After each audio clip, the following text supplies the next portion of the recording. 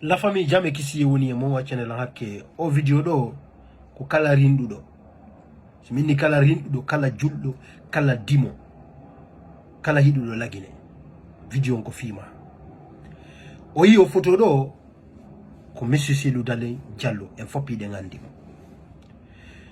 nini gouvernement wono fala à tout prix détruire zugol monsieur Cellou Dalein Diallo yeso men enen guinéen-be rindube be wo monsieur Cellou Dalein woni responsable yeyugol Air Guinée. Pourtant voilà monsieur Cellou Dalein woni premier ministre ni président de la République. Sodu do avion wangal o irriti ke wo wona monsieur Cellou Dalein Diallo yeyi mo avion wangal ko haadon. Sodu do indi o na Cellou Dalein yeyi la avion wangal o anda fi mo ko lando on tigi lansana konte mo Mamadi Doumbouya indi tiri biddo mo fi sodugol passeport ko on don wo ray jeden ko Ousmane Konté biddo kadi général Lansana Konté on ko ben do yeyi dum non en fopi den condamné dum parce que bien la Guinée fop la Guinée har no mari 9 avions den 9 avions je fop yeyama ko hombo yeyi den kono ko ka si la patronat et Cellou Dalein ko on parti don be no wolude parce que fi honno e der be yeeyube be fop ben no hande kadi be représenta fui ko on mo représenter ko Cellou Dalein. Il faut tout faire pour salir l'image de monsieur Cellou Dalein Diallo. Il faut tout faire pour le mettre en prison et le détruire.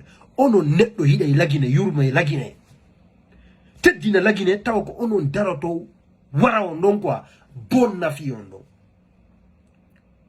menen rinduɓe ɓen mi wi min sali min jaɓata ɗum ɗon mi wi min jaɓata ɗum ɗon donc enen guinéen ɓe rinduɓe ɓen fop eɗen dowa préparade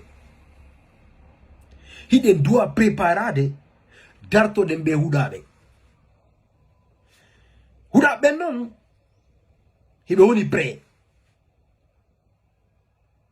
ɓe hiɗaɓen lagine ɓe woni prêt donc andi ko no be ni la wo mi wata politique wo parce que mi se ne dira dina et politique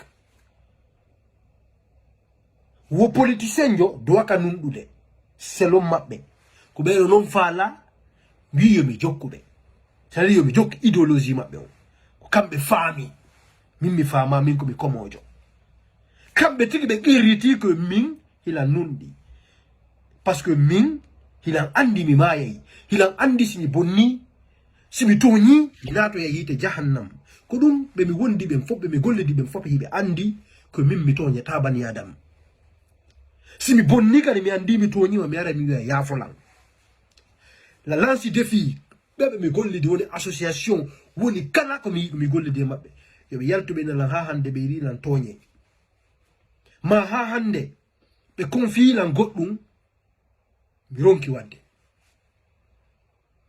Si je dis oui, c'est oui. Si je dis non, c'est non. Min ko tonye de woni mi jabata. Aiska ombo tigi de mi jabata. Parce que mi sa tonye la. Sabi si sa wara la o mi warete. Mi da tonye, sa tonye la mi afotako. Donc, puis je puis le préparer de la famille. Mamadi Doumbouya groupe moun, be sikou de be feti.